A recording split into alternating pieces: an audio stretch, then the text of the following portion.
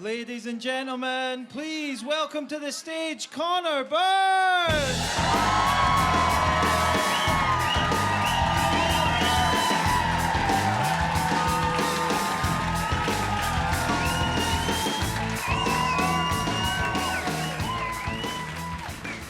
Yes, Glasgow. Love this city, man. It's so good to be back in Scotland, to be honest, right? Because I started the year, went over to Australia, went over there to do like Melbourne, Sydney Comedy Festival and that. Very exciting, right? It was a big deal for me. It was the first time I got to go to another country to do comedy, right? Which means it was the first time I ever had to fill out a working visa to get into a country, right? Because usually I'm just going on holiday. And it's very scary, that form, to get into Australia, right? There's loads of questions. The big one is, they really want to know if you're a criminal, right? So it's like, have you had any prior convictions? And they're all there, right? Burglary, everything's there, right? And I'll be honest, given the history of that country, I genuinely didn't know if they wanted me to tick yes or no.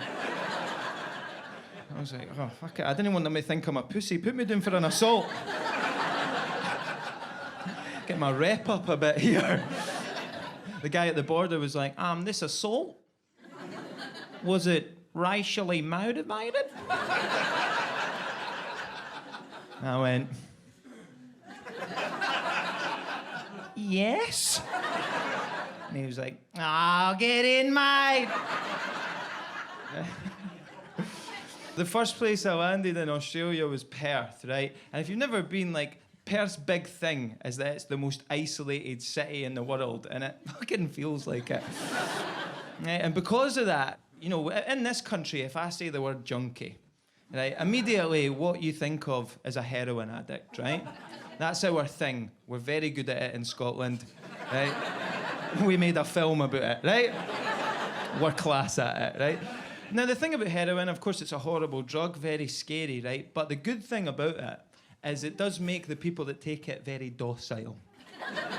You know what I mean? You didn't really feel like getting up to much after a good batch, The problem with Perth is it's so far away from anywhere else that none of the cartels bother to go there. So there's no heroin, no cocaine, nothing like that, right? But what you can make anywhere, if you've got a kitchen, is meth. Right? And I know I've framed that in such a way that sounds like I'm going to be like, and if you stay around to the end of the show, I've got a great recipe. But meth is everywhere, and if you've never been around meth, it does not make people docile, no. Meth heads are up for a wee adventure.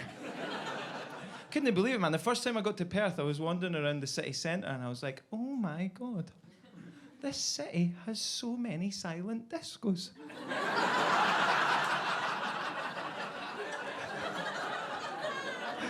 Then I was like, wait a minute, none of these people are wearing headphones. And I think that guy's bleeding. So that was the first place I went, right? And of course, if anyone's been, it's a 24-hour flight. You land, you're upside down, the water's going the other way. You don't know what time it is. You don't know if it's New Year or New York, right? So I landed at about 7 p.m. Perth time, right? My agent had organised for me the next morning at 6 a.m. to be on a local Perth radio station to promote the shows that I was there to do, right? So, of course, I don't know what is happening. They're very nice. They sent a taxi to the hotel to pick me up. Right, I just got in it blindly. It could have been the fake taxi for all I know, I don't know if I was going to get pumped or dropped off, But I got in. But anyway, I get to the station. It's all nice. They're being really nice to me. They get me coffee. They're making me feel dead comfortable and that, right? And what I didn't know, I'd never done live radio before, but it makes sense. When they're bringing you in to do your live interview and that, they have to play a pre-recorded bit of radio while they're getting you set up. But when you're in the studio, you can't hear that, right? Someone can hear it in their headphones, but you can't hear it. And what I had no idea, they were playing this pre-recorded kind of interview debate piece about the Australian women's football team, right? They call them the Matildas. And it was quite a heated debate thing. I had no idea, right? So I get brought in, and it's a female presenter on the thing, and she brings me in, she's like, I'm joined here by Scottish stand-up comedian Connor Burns. He's doing some shows in Perth, but before we get to that, Connor, why do you think women's sports isn't taken seriously.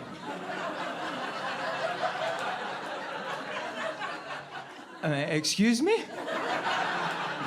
I thought you were going to ask me if I miss Iron Brew. Didn't realise I was here to fix the gender pay gap. I would have revised, you know? And you know what? She saw that I was panicking and starting to squirm a bit, and she was fucking loving it. She was like, "I'm a stand-up comedian, lost for words, first time for everything on." I was like, fuck! My career was disappearing in front of me, right? And I'm convinced in my panic, I came out with the single worst possible answer to that question anyone could have said, right? I just started to panic. I was like, I'll watch women do anything.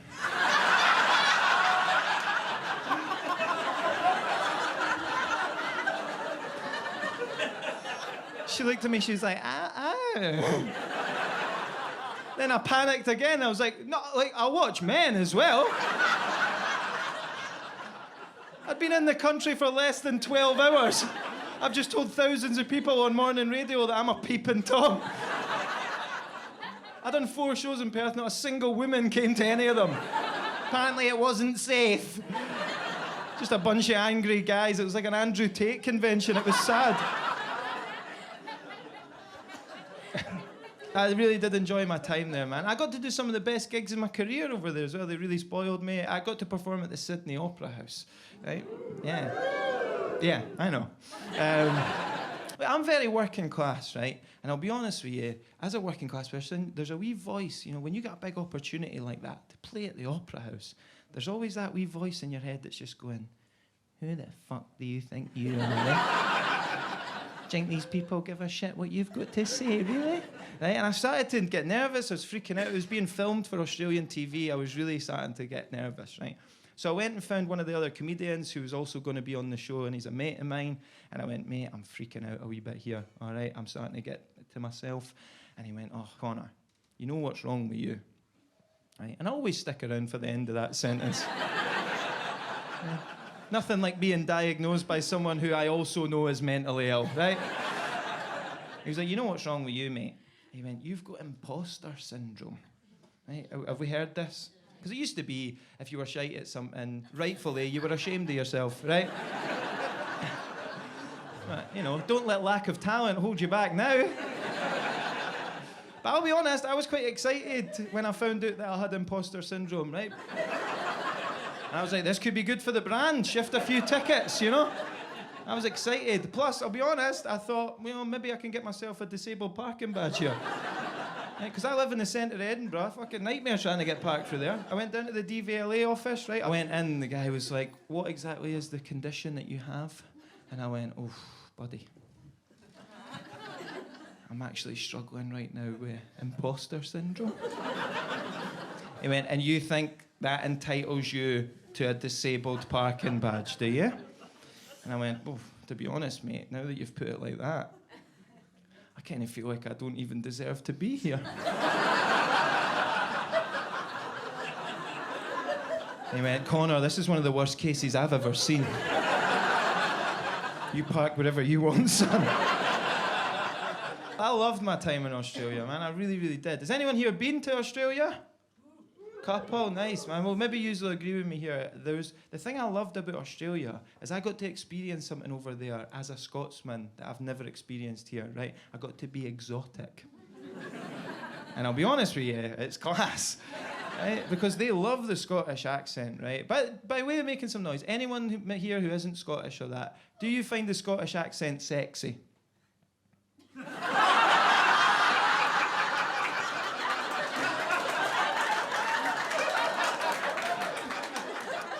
You know what the fucked up part is? I actually agree with you. I think it's all bullshit that Hollywood has like tricked women into thinking that Scottish accent's sexy. Because I know my girlfriend's American. She was all excited when she first came here. She's like, I'm gonna fall in love with a Scotsman. Like the idea of a Scottish accent, there's not one. You know what I mean? Imagine being American, coming over here, love-struck eyes, and being like, I want to meet a nice Scotsman. And you end up getting shagged by some guy for Fife.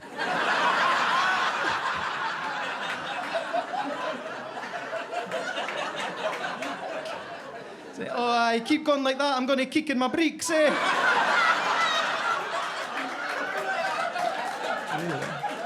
That's a mood killer, that. You know what? My agent specifically asked me not to make any of the jokes in this too Scottish. Because she's like, we don't know what part of the world people are going to be watching it. But I was like, I'm keeping that one in. Because the idea of someone in like Tennessee watching this and be like, what the hell is kicking my brinks? Sounds a little fruity to me.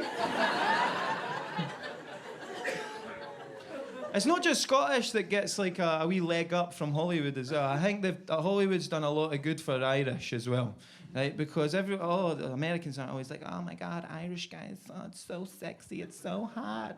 Right? I cannot think of anything more sexually terrifying than going to bed with someone with a Belfast accent. Just put your trousers next to mine.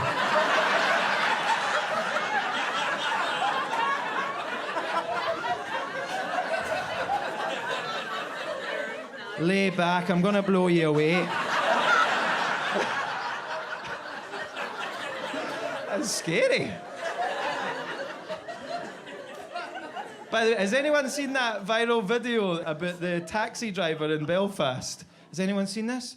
Oh man, it was nuts. So this taxi driver is also like a bit of a gangster, but he drives taxis on the side, right? And he picks up a guy, and unbeknownst to him, the guy gets in, and it's a guy that owes him drug money. Right, so the Belfast taxi driver goes into his glove compartment and takes out a handgun, right? Forgetting that his cab is being filmed, and starts shaking down this passenger, right? And it starts out dead scary. He's like, you know you owed me that money. I've got half a mind to drive you down here and take your kneecaps, lad. Right? But then, the reason I love this clip is it turns into the most Irish back and forth you've ever seen in your life. Because it starts out dead scary, right? And then eventually the guy in the back starts to cry. And the driver just goes, ah, sure now, there's no need to cry. We all make mistakes, lad. Pull yourself together. I'll give you another fortnight, but then I'm coming for the kneecaps. I thought, wow, how reasonable. But it's great, man. Having the Scottish accent, it's absolutely nuts over there. Like, they really do like it over in Australia. Like, I was wandering about one day, just in Sydney, right? And this woman came up to ask for directions. And she's like, excuse me, do you know the way to Darling Harbour? And I'd been, so I went, oh, aye, no worries. I just go to the bottom of the street and then turn right. And she went, oh my God, are you Scottish? You know, I was like, oh, here we go. You know, because I'm not a piece of meat.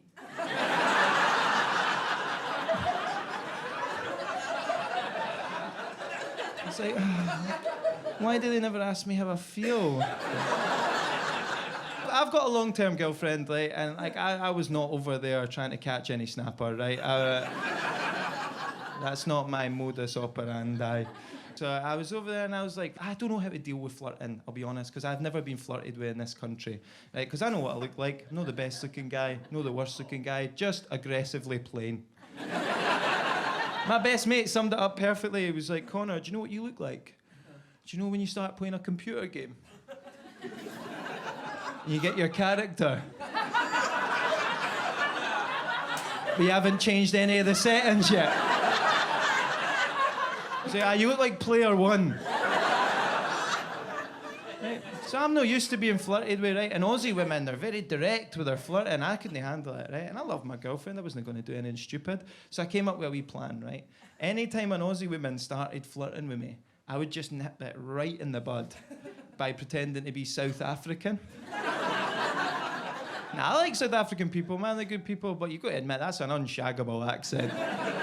It's too percussive and angry, it's scary, you know? Like, you imagine she asked me for directions, like, excuse me, do you know the way to Darling Harbour? I'm just like, yeah, no problem, I can take you there myself,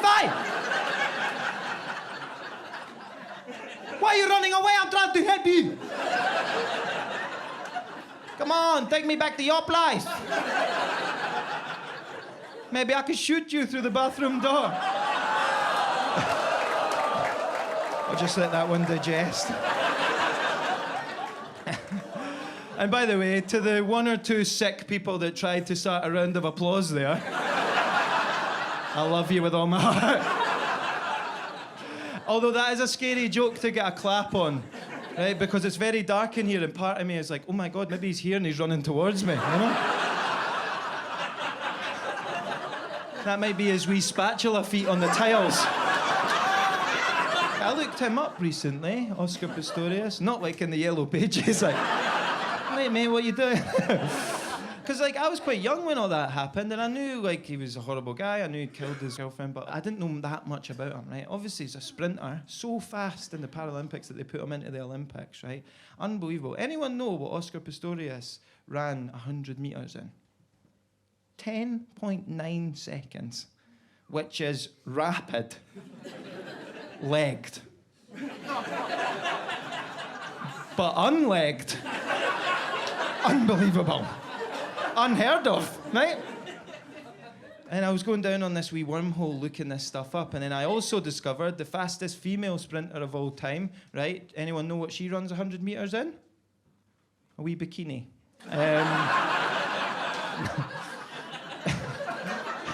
To be honest, that one's kind of just for me. No, I looked it up. She runs it in 10.7 seconds, right? She's 0.2 of a second quicker than Pistorius, which is amazing. Very, very impressive, right? But like 0.2 of a second, that's not much, right?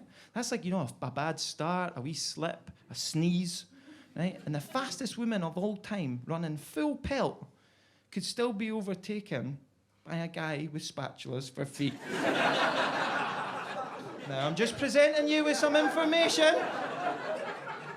But I'll be honest, when I read that, the first thing that popped into my mind was, you know, maybe, just maybe, that is why women's sports isn't taken seriously.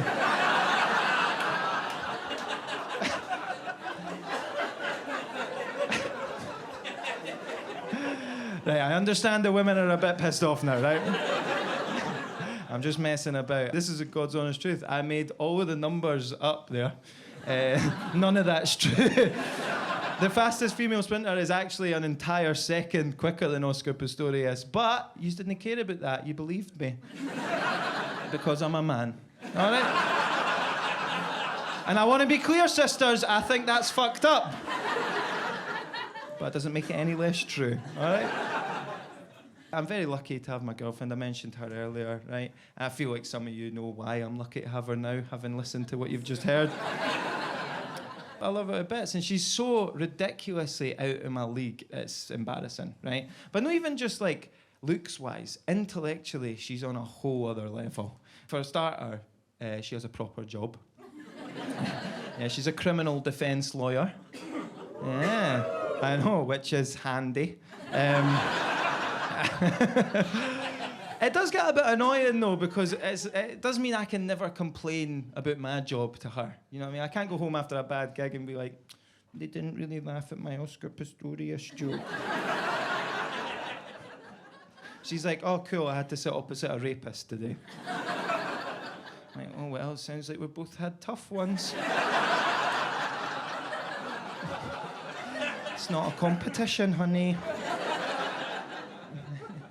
I don't know how she does it. Criminal defence, that must take it out of you, man. Like, she's used to sitting opposite the most low-life, lying sack of shit, right? Then she finishes her breakfast and has to go be a lawyer. It's funny, though, man, because, like, she's in a very male-dominated industry, right? Most lawyers tend to be middle-aged guys, right? And she puts up with some shit in the workplace. She's told me some horrible stories. You know, she's fully qualified. Guys just assume that she's like a secretary, send her on coffee runs and that, and it's bullshit. And I know that some of the women in this room have had to deal with that kind of shit, and I'm sorry, all right? And I have to say this, equal pay, equal work, I'm with you, all right? Despite that earlier sports joke. But if we are going to be completely honest with ourselves here, ladies, equality is a two-way street. And I think we need to address the fact that there's a few places in life where maybe yous have had it a wee bit easier than us. And if we're really going to have equality, we need to fix them as well. All right? Do you feel the tension in the room right now? Don't think I don't feel it. Oh, I feel it. Makes me so horny. I know what's happening right now. Every woman in the room is sitting there going, just you be very fucking careful what you say next, you little prick, all right? Right, and let me try and win yous back here, right? I genuinely think that women have had it a wee bit easier than men in the bedroom, right? Now let me dig myself out of this hole. Right, and I need to preface this by saying that I can only really talk about straight women here. Right, and it's not because I'm trying to exclude any lesbians that might be in the room. It's just that I'm 29 years old, and if I'm being completely honest, I have no idea what the fuck you guys get up to. I love the lesbians. Honestly, it is my lifelong dream to just have like a big group of lesbian pals. Imagine being the only straight guy in a group of lesbians. What a fucking laugh you would have. You know, just me and the gals out and about. You know, we've got so many shared interests, you know. We all like the golf. Right? We all love Fanny. It would be a laugh.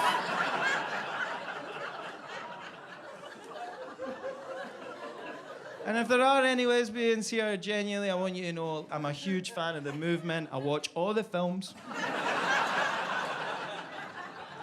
I'm actually sending money to a couple of girls on OnlyFans right now. Yeah, I'm actually sponsoring a couple of lesbians, that's right. Yeah, $5 a month. Aye. I was sending it to a starving African boy, but, you know, he was getting it for 4 years. Not once did I get a video of a carrot going up his arse. So I'm sorry, wee man, it's a buyer's market. The reason I want lesbian pals is because I've just got some questions. The main one I want to know, I'm desperate to understand, is how do lesbians know when sex is finished? Yeah, think about it, yeah. You know, because it's very obvious in a straight relationship, at least it is in my household. Usually over very quickly. With a muttered apology. And then the sad collection of a towel. Now you just stay there, honey, I'll get it. No, don't touch me, don't touch me. I just want to know, how do you know it's over? I assume you're just going at it, having an amazing time. Oh, multiple orgasms over and over all night. Eventually one of you is just like, we should probably pack this in. Top Gear starts in 10 minutes. I don't know. But I do think that straight women have had it a wee bit easier than straight men in the bedroom, right? And now let me explain myself. Because as a woman, right, the first time you go down on a man, right, no doubt that must be scary. Of course it must be scary. But you've got to admit, willies, very simple. Dead easy to figure out, you know? Yeah, a willy is like an iPhone. As soon as it's in your hand, you know how to work it.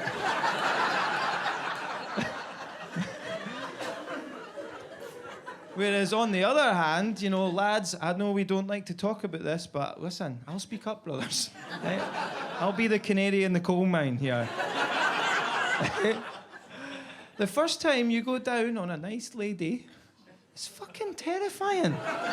You know, you're down there, you're alone, it's dark. You can't see it, but you can sense its presence.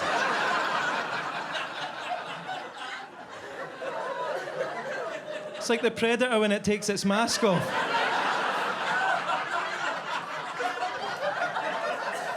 Maybe if I stay still, it can't see me.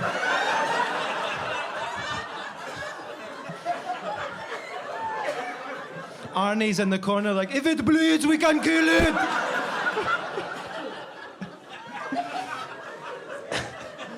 But what do, lads? We man up, we stick our face in, and we learn on the job. Yes. We don't know what the fuck we're doing. Right, you just start doing, like, maybe I'll start doing the alphabet with my tongue. Maybe she's a C. Start throwing in all different kinds of wee patterns. Try a swastika, I don't know. Maybe she's into that. And look, I'll be honest, right? Maybe I am doing it wrong. But fucking hell, you're no half doing there for a while, eh? Bloody ridiculous. Because I feel like we're all friends now, Glasgow, I'll be honest, right? I come fast. Right? And it's led to me being described as a selfish lover. And I'm like, I think that's bullshit. How is that selfish, right? You know, I know you're busy, honey. Right? You've got court in the morning. Let's get this over and done with. Get a good sleep, all right? I'll tell you what's selfish, sending me down there for 20 minutes gasping for air like Jacques Cousteau. It's a ridiculous amount of time to be doing anything, honestly. And halfway through, you've got to shout up for that wee match report. What's happening up there, darling? She's like, just keep going, I'm getting closer. So is that closer or close? Says, you're getting closer, I'm down here getting fucking lockjaw, all right? Bloody ridiculous, man. I mean, I went down on my girlfriend once, right? And when I came back up, Liz Truss had resigned.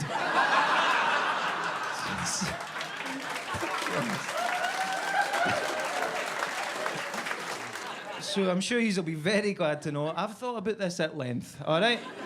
And I think what needs to happen is the first time a man is about to go down on a nice lady, right, what needs to happen is on the way down, someone just needs to slip on a wee headset on him, right?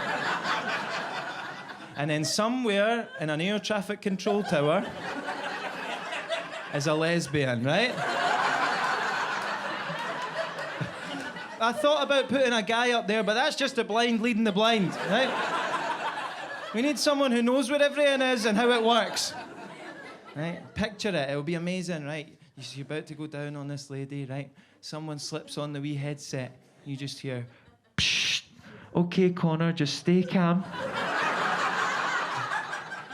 All right, I know you've never done this before, but if you listen to me very carefully, I will get you down safely, okay? My name's Connie from Aer Lingus. Just call me Connie Lingus.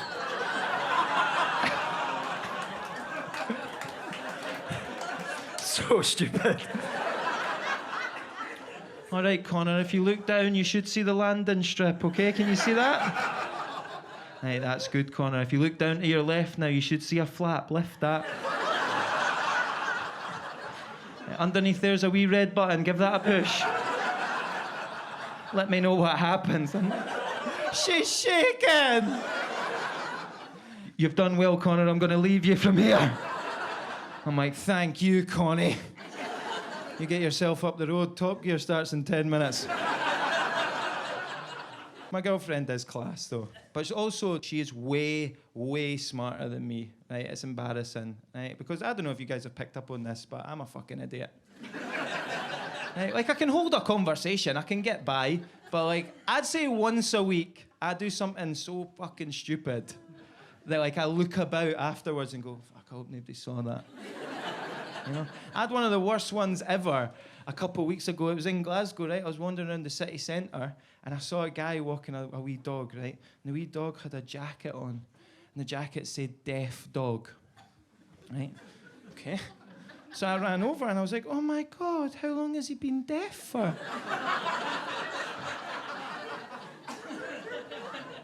And the guy went, what? And I went, like, was he born deaf or did he have a wee accident? What happened?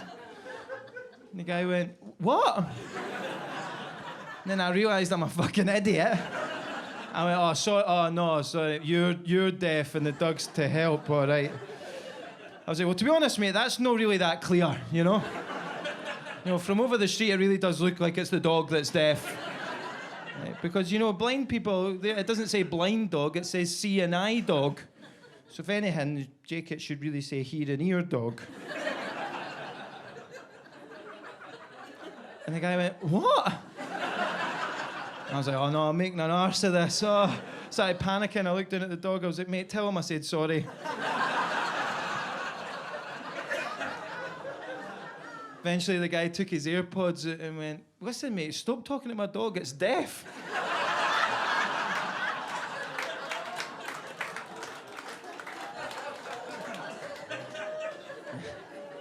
And I know I've been a bit harsh on women in the show, right? And I hope you know I'm just pissing about. I happen to think men are much fucking stupider, all right? Right? But guys that have absolutely no business whatsoever cheating, cheat. And that's what's weird to me. You know, like, what people are like, oh my God, Brad Pitt cheated on Angelina Jolie. You're like, well, aye, he's Brad Pitt. He could shag me if he wanted. Fucking Brad Pitt, all right? I don't know if you guys know this. This is God's honest truth, right? Stephen Hawking cheated on his wife with his nurse. I'm sorry, I'll say that again. Stephen Hawking cheated on his wife with his nurse. I'll be honest, right? I don't know how much Stephen had to do with that affair.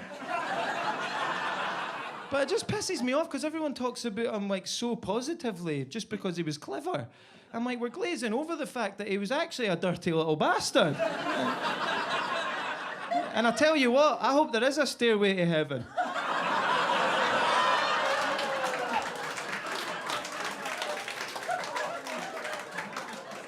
And I hope hell's got a ramp, right?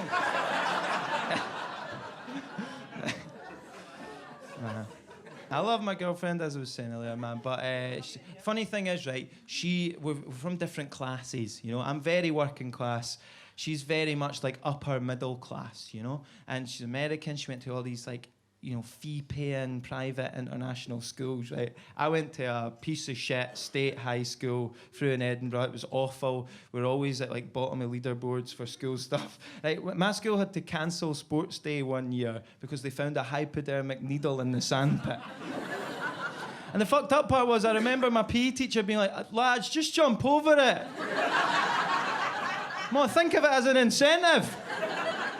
In first place with 2.9 metres. Jamie, great effort, son. All right. In last place with hepatitis. Wee Gary, unlucky, mate, unlucky. Better luck next year, if you're still here.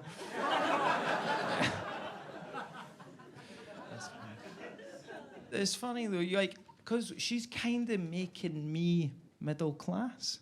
You know, like she's got all these wee middle class hobbies and stuff. Like a big one that she loves is she loves to go shopping in vintage shops. Remember back in the day where those were called charity shops? And you'd get bullied if somebody saw you come out one. Now it's 45 quid for a pair of Levi's with somebody else's skid marks on them. When did that big rebrand happen? My girlfriend will brag about stuff that she found in charity shops, right? And I think that's a mad thing to brag about. Like, she'll be like, you'll never believe what I found. Vintage YSL handbag, easily worth £500. Got it for a £5. And, like, people are like, oh, my God, that's amazing. So you shouldn't be bragging about that. Imagine if I went to the pub with my mates. I was like, lads, you'll never believe what I got up to today. Right? Went into Dementia UK. Stole 495 quid. As I say, you know, staying with someone who's from a bit larger class than you, she's upper middle class, right? And she's kind of dragging me up to the middle classes, right? And I really thought, with my background, I've got such a chip on my shoulder that I'd have to be dragged there. I'm not like these toffs, right? And I'll be honest with you, Glasgow, now that I'm kind of on my way there, it is fucking better, all right? I love being better than most people. It's class. Right? And that is, man. I quite like it. She's moved us into a dead, trendy area. We live in the West End of Edinburgh now, right? It's quite trendy. I'll be honest with you, as someone that grew up on a council estate, I actually miss the fear a wee bit. You know what I mean? You kind of learn to love it. Like, I still get paid cash for a lot of gigs, and, you know, getting home after the gig was always like my own wee Squid Game. Because you start to learn a place. You know, you're like, oh, I can't go down Stabby Alley after about 9. No, everyone knows that's where Rapey John sleeps. And I'm not getting caught again. Fool me once, John. I couldn't even imagine getting mugged where I live now. It would be embarrassing, you know? Just a couple of gender-neutral vegans run out of an alley.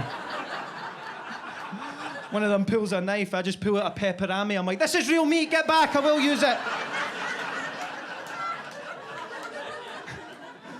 Be like something out of West Side Story getting mugged where I live. And they'd come out like, oh, you came to the wrong part of town, guy. Come on, get 'em, thems.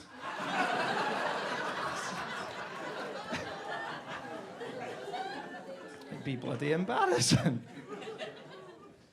I feel like this is a point in the show, you know, I'd quite like to talk about my dad, right, because he is a Glaswegian guy. He's a good lad as well, man. He's 74, right? And I say I'm working class. He's proper working class, you know. He came for nothing, worked in the shipyards, left school before he even sat an exam, right? He's a great, great guy. I love him, right? But because, you know, he's 74, Glaswegian, extremely working class, he's got some opinions.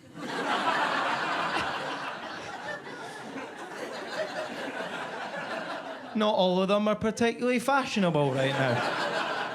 You know? But doesn't mean he's an evil guy, right? And no one in here better be judging him, because I tell you right now, I guarantee every single family, we've all got that person. Usually an uncle you tuck away at functions. You know? And it doesn't mean they're evil people. It doesn't mean they've got a bad heart or that, you know? It just means, generally, I didn't introduce them to my black mates.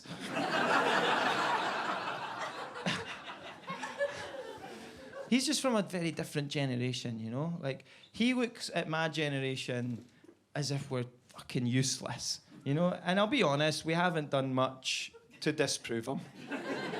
Especially, I really started noticing it during the pandemic, right? He was hitting me with all this stuff where he was like, come on, Connor, you're 28 now, right? What's your plan for getting on the property ladder? And I was like, plan? To be honest, Dad, I was kind of hoping you would die of COVID.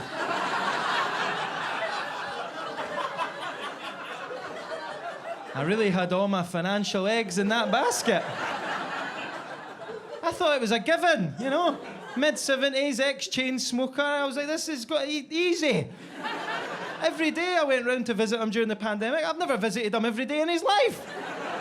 Sometimes I'll go straight for an illegal rave right to his. Start licking door handles and that. Come on, let's free up some housing. Every time I went round, he looked better. I was like, what's happening, Benjamin Button?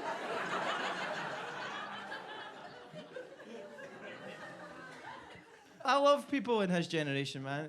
By way of making some noise, who in here is, let's say, over 50? A few of yous. Be proud, right? Yous are class. Yous are the best generation, right? Because I'm 29 now. I'm a millennial. I tell you right now, I'd much rather go out for a drink with the over 50s than I would people my age. God, you go out for a drink with people my age, it brings you down.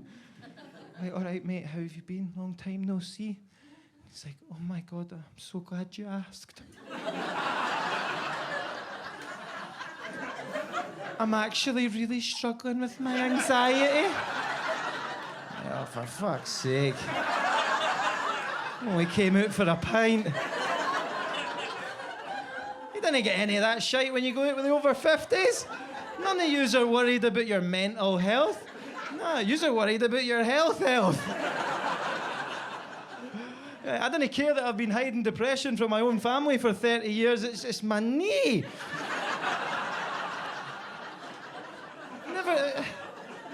Never used to click like that. You hear that? Everyone over 50's got a dodgy knee. It's when they both go, that's sad, you know? Got to walk about like Elton John at Glastonbury. Tell you though, the generation that I feel like actually a bit sorry for because of the last few years and stuff is the generation after mine, right? They're called Gen Z. Do we have any Gen Zs in? Nice! With the confidence of someone who thought there was going to be way more. Can I ask how old you are? 21, nice one. Did you mean to come to the gig or are you chasing a Pokemon on your phone?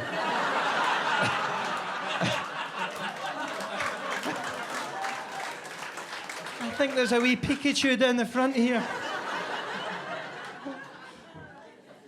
You know, but even younger than that, you know, if you're like a teenager now, if you're like 17, 18 right now, how the hell are you supposed to be optimistic about the world? You know, you're looking at it and you're like, oh my God, the planet's dying.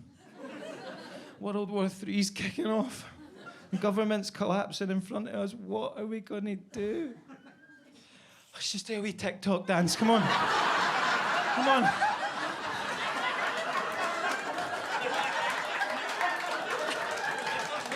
Let's get this trending. Maybe the adults will see it. They'll know what to do. Hashtag twerk for Ukraine. That's the problem with Gen Z, though. The problem is, like, they didn't come to a problem with any, like, solutions or any actual answers. All they care about is raising awareness. We're making this TikTok to raise awareness because the planet is sad. Awareness means fuck all. Right, we know that. Like, we need a proper solution to the problem. Like, if I woke up tomorrow morning, right, and I couldn't get a hard on, for example.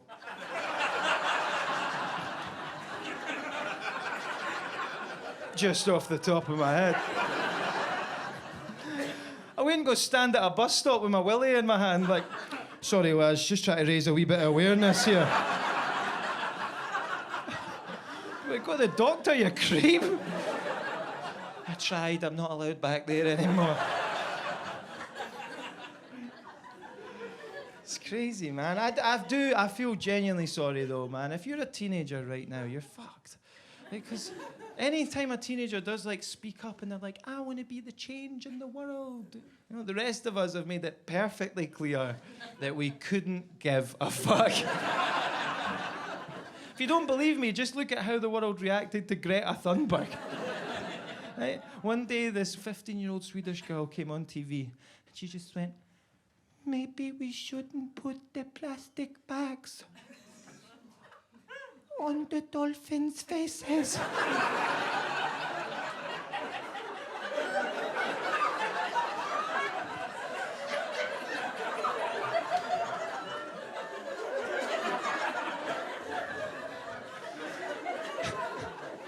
And everyone over the age of 40 just went, will someone get this uppity little bitch an iPad? It's making me sick, actually. Listen, Greta, when I was 15, we'd have been out shagging dolphins, right? That was a proper childhood, right? You don't know you're born. It's a fucking mental way to react to someone that's trying to fix the planet. But the thing about that, look, when it comes to healing the planet and fixing the ozone layer and all that, of course I want to do that. Of course I do. You'd be mental if you didn't want to do that. You know, if I have kids, I want them to enjoy the earth the same way I got to enjoy it. Right? But I do think it's bullshit that it gets put on, you know, me and you, like normal people. I bet you're all nice, reasonable people. You're all at home doing your bit, you know, washing out your yogurt pots, running about with a wee bag for life, as if it makes any bit of difference. You know, meanwhile, China is on fire. Pisses me off, man. You know, we're doing all this stuff. Meanwhile, thousands of miles up there, right, you've got Jeff Bezos, Elon Musk, Richard Branson, literally racing each other to Mars. Right, in the world's biggest dick measuring contest. Burning thousands and thousands of gallons of jet fuel. Meanwhile, I'm down here on Earth in a 1-litre Ford Fiesta. Try to suck a McDonald's milkshake through a fucking paper straw.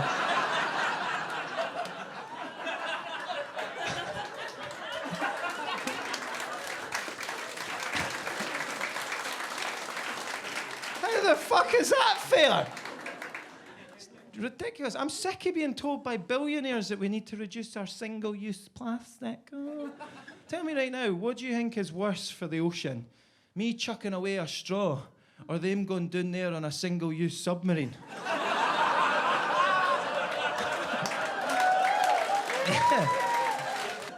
Too soon? And look, can we just agree as a society that the paper straw, not fit for purpose? We've not fixed that problem, we've just made a new problem. All right? It's ridiculous, especially against a powerful enemy like the McDonald's milkshake. I don't know what they're putting in that, but it's like liquid concrete. I nearly passed out in my car trying to drink one of them. I'm like, no, I can feel it, it's coming. Put your windy up, my straw's getting soft. Just need more blood in my legs, I can do this. Mentioned my dad earlier, man. He genuinely, though, as much as he gives me a hard time, he's my absolute hero, right? He's one of the funniest guys ever. He's got that typical Glasgow thing of, like, he's at his absolute funniest when he does not mean to be funny. I remember one time, he drinks in this wee bowling club, right? And he goes up once every month or so, right? And one time I went up with him, and he ran into an old pal who he hadn't seen for a few years. Right? And he was on his way down the corridor, and he goes, "Oh, Stevie, how you doing, pal?" Blah, blah, blah. Right? Now, in the couple years that they hadn't seen each other, Stevie had the worst turn of events. He's like, "Oh, you know, the cancer came back and took my Margaret. Oh. Then my laddie was in that horrible accident where he crashed into my other lad and they both died." You know, and you're like, Jesus Christ, Stevie. I watched the life drain out of my dad's eyes. You know, it was as if to say, he was like, "I'll be honest, Stevie, I was just going for a piss, right? I was being polite and you're taking the arse out a wee bit here." Right? But he didn't say that. My dad listened. He was very nice, very patient, very compassionate, right? And then he got to the end. Stevie had finished his big story, right? And my dad just looked at him, paused for a wee second and went, patted him on the shoulder. He just went, "Oh, well, Stevie, you can only piss with the cock you've got." And then just bout turned and fucked off. Just left me there with Stevie. My condolences. But he is, man. He's a great guy. So this story, right, it happens last Christmas and New Year, the one that's just passed, right? It was a big deal. I was supposed to go over to just outside Montreal. My girlfriend's parents live there. She's American, but they live in Canada now, right? And we were supposed to go over for Christmas and New Year. And it was a really big deal. I'd met them, but I'd never spent a big period of time with them, and it was going to be really nice, right? We get over there, and we're supposed to come home on the 9th of January, right? My entire family, mum, dad, brothers, sisters, nieces, nephews, everybody, they'd all organised to go on a family holiday to Spain on the 5th of January, right? So I'd get back, they'd already all be away. I'll be honest, I took the hint. Message received, all right? Right, so we're having an amazing time in Canada. I'm getting on like a house on fire with my in-laws and stuff. It's great. And then at 2 a.m., on the morning of the 5th of January, I got a phone call, middle of the night, and I pick it up. It's my sister. She's in floods of tears. And she just goes, Connor, we're at the airport. It's Dad. He's having a stroke. I was like, oh, shit. Right? And I paused for a second, and I was like, well, maybe he's just nervous about the flight. Let him finish, you know?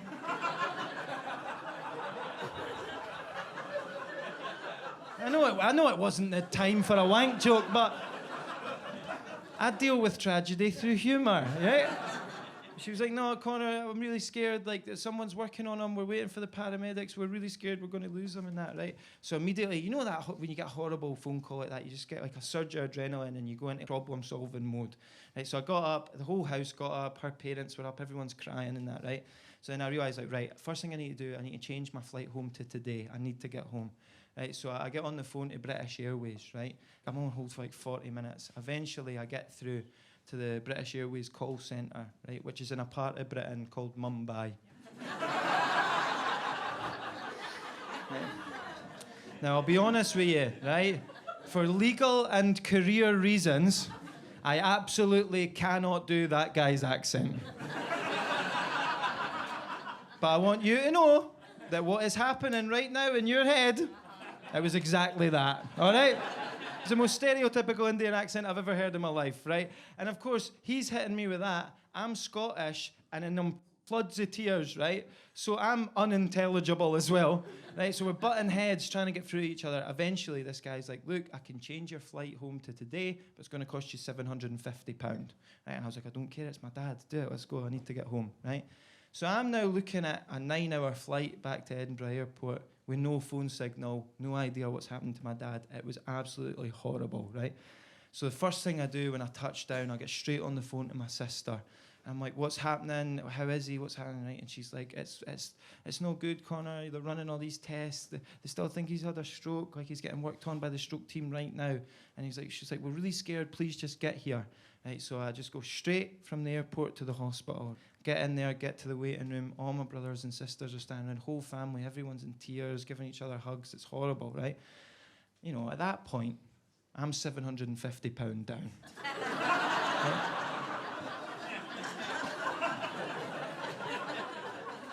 And I know that's harsh to bring up, but noteworthy, okay? I'm looking around at all my brothers and sisters and that. They've all just had to cancel a 2-week all-inclusive holiday with all their kids and all that, right? So between us, we're about 10 grand in the hole. Right? Eventually, we're standing about for hours, and eventually a nurse comes out to collect us, right? She's like, listen, are you the Burns family? I went, yeah. She went, I've got some fantastic news about your dad. We've ran all the tests, brain scans, blood tests, everything. Everything has come back completely normal, right? Your dad didn't have a stroke. What did happen was he had a very serious bout of vertigo.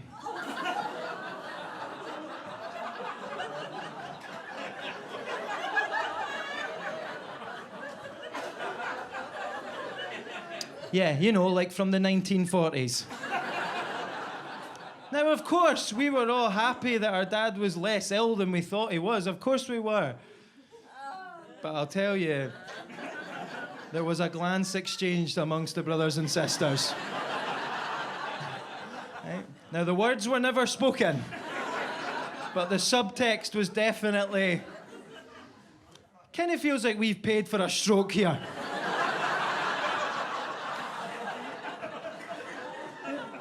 I don't need to see him get wheeled out in a chair, but a wee bit of like, you know. Don't feel like we're asking for much here. It's 10 grand.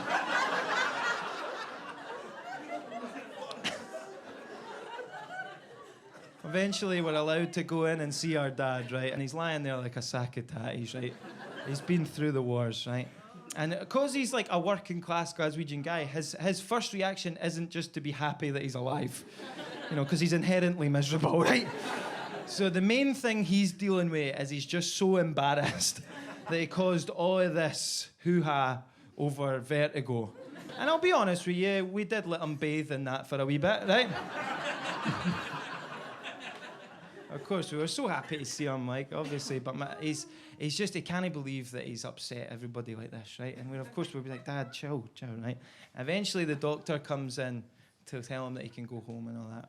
And he comes in, my dad starts apologising straight away. He's like, oh, doctor, I'm so sorry. I can't believe I've done all this. Oh, here I am lying in the stroke unit, being seen by the best doctors in the hospital. He's like, you know, I might be lying here taking a bed off of somebody that's actually having a stroke. I really feel like I didn't even deserve to be in here. The doctor just went, Mr. Burns, have you been checked for imposter syndrome?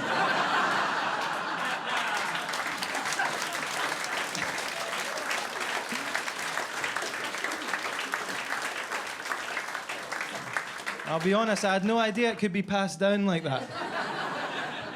Glasgow, this has honestly been an absolute dream come true. I mean it from the bottom of my heart. There was nowhere else I wanted to film my first ever special than right here in one of the best comedy clubs in the country and the funniest city in the fucking world. All right, please, thank you so, so much.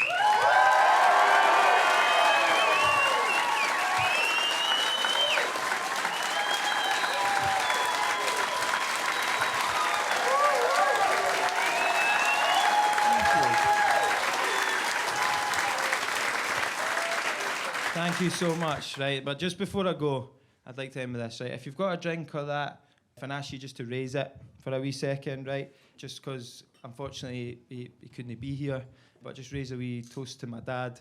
He's fine, he's just on an all-inclusive holiday in Benidorm.